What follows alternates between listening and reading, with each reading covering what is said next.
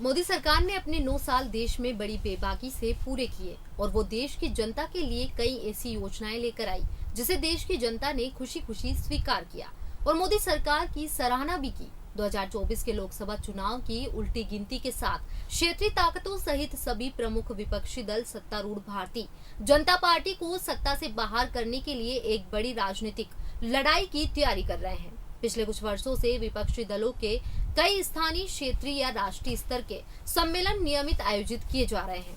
इससे कभी इनके एकजुट होने की उम्मीद बढ़ रही है तो कभी धूमिल हो रही है, लेकिन अब यही डर कांग्रेस को सता रहा है कि अभी नहीं तो कभी नहीं, यानी अगर 2024 में फिर से बीजेपी आई तो अगले 10 साल तक देश पर बीजेपी का ही राज होगा।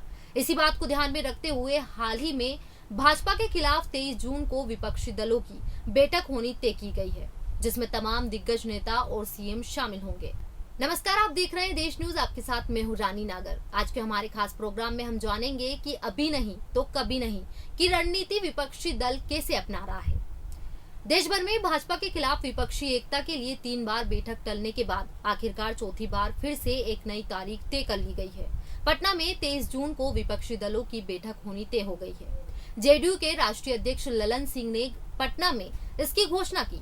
ललन सिंह ने कहा कि पहले 12 जून को प्रस्तावित बैठक कांग्रेस के प्रमुख नेता राहुल गांधी की दूरी के कारण टालनी पड़ी थी। उन्होंने आगे कहा कि कांग्रेस अध्यक्ष मल्लिकार्जुन खड़गे और पार्टी नेता राहुल गांधी, पश्चिम बंगाल की मुख्यमंत्री ममता बनर्जी, अखिलेश यादव, झारखंड के मुख्यमंत्री हेमंत सोरेन, उद्धव ठाकरे, एनसीपी प्रमुख शरद पवार, तमिलनाडु के मुख्यमंत्री एमके स्टालिन, दिल्ली के मुख्यमंत्री अरविंद केजरीवाल, भाकपा के महासचिव डी राजा, सीताराम येचुरी और दीपांकर भट्टाचार्य बैठक में शामिल होंगे।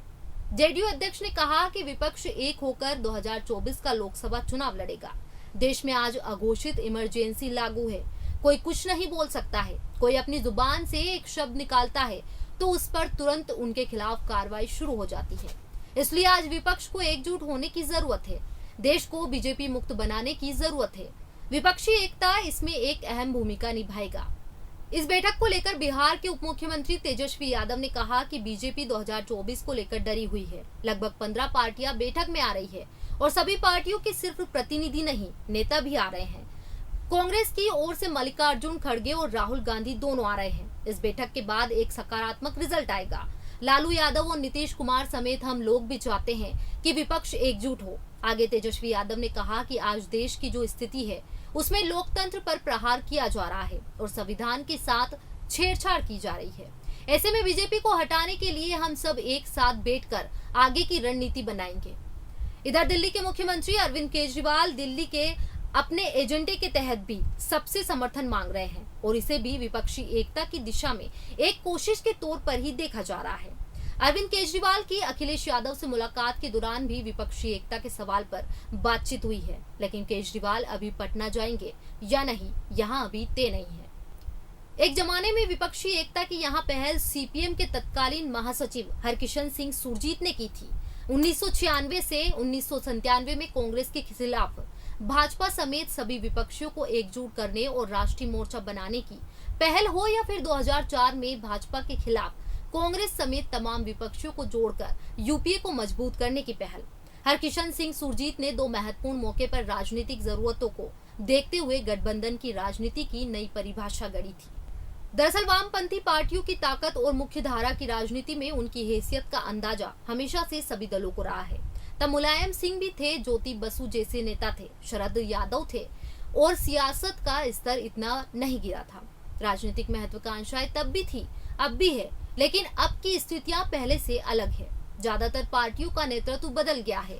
एक नई पीढ़ी ने सियासत को अपने अपने तरीके से देखा है। भाजपा ने हमेशा से इसी बिखराव का फायदा उठाया है। ज्यादातर क्षेत्रीय दलों के अपने अपने एजेंडे हैं और हर राज्य की अपनी अपनी स्थितियां हैं। यहाँ साफ हो गया है कि अब तभी लड़ा जा सकता है जब एक बार फिर 1997 या 1904 जैसी एकता और गठबंधन बने। वामपंथी पार्टियों ने हमेशा से इसके लिए कोशिश की। सीपीआई नेता अतुल अंजान हो या डी राजा, सीपीएम महासचिव सीताराम येचुरी हो या फिर सीपीआईएमएल के नेता, सबने अपने अपने स्तर पर तब भी कोशिशें की और एक बार फिर अपने अपने स्तर पर उन्होंने यहाँ अभियान चलाया है। कि मोदी को हराना है तो कांग्रेस समेत सभी को साथ आना ही होगा। अतुल अंजान बताते हैं कि उन्होंने इसके लिए कई बार अखिलेश यादव से भी मुलाकात की और कांग्रेस नेताओं से भी। उनका कहना है कि जब तक सब एक नहीं होंगे तब तक भाजपा को हराना आसान नहीं है। अगर 2024 में भाजपा को केंद्र से नहीं हटाया गया तो संघ और भाजपा अगले 5 सालों में देश को पूरी तरह बर्बाद कर देगी। वहां नीतीश की पहल का स्वागत करते हैं, लेकिन यहाँ भी कहते हैं कि इस वक्त कांग्रेस को लीड लेना चाहिए।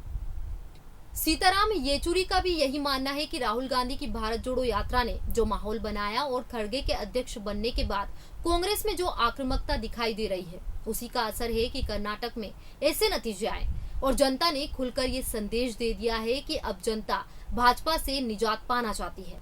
पटना की बैठक को इस मायने में खासा अहम माना जा रहा है और यहाँ बताया जा रहा है कि 2024 के पहले की यहाँ सबसे बड़ी गठबंधन की कवायद साबित होगी। बेशक नीतीश कुमार को लेकर कांग्रेस समेत कुछ पार्टियों में बहुत अच्छी धारणा नहीं रही हो, लेकिन उनकी इस पहल को सबने आज की जरूरत करार दिया है। दरअसल कांग्रेस को लेकर तमाम दलों में बेशक कई अवधारणाएं रही हो और उसके पुराने इतिहास को याद करके कुछ पार्टियां उससे परहेज करती रही हो, लेकिन खड़गे के अध्यक्ष बनने के बाद और राहुल गांधी की लगातार और ईमानदार कोशिशों की बदौलत कर्नाटक जीतने के बाद स्थितियां बदली है। अब इस साल होने वाले 3 अहम राज्यों के चुनाव पर सबकी नजर है। सभी पार्टियों की अंदरूनी रिपोर्ट और भाजपा की घबराहट जिस तरह सामने आ रही है, उससे कांग्रेस के साथ साथ सभी पार्टियों की उम्मीदें बढ़ गई है।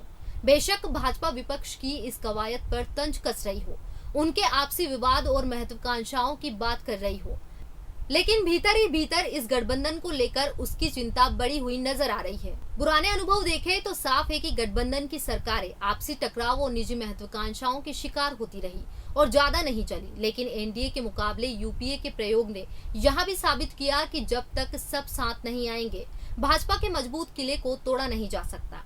जाहिर है कि पटना की बैठक को इसी दिशा में एक मजबूत बुनियाद के तौर पर देखा जा रहा है। बाकी तो सियासत है, इस खेल में कौन बाजी मारता है और जनता के मन में क्या है, यहाँ तो नतीजे ही बताते हैं। लेकिन गठबंधन की यहाँ बयान कुछ नए संकेत तो दे रही है। फिलहाल आज के प्रोग्राम में इतना ही। मुझे इजाजत दीजिए। नमस्कार।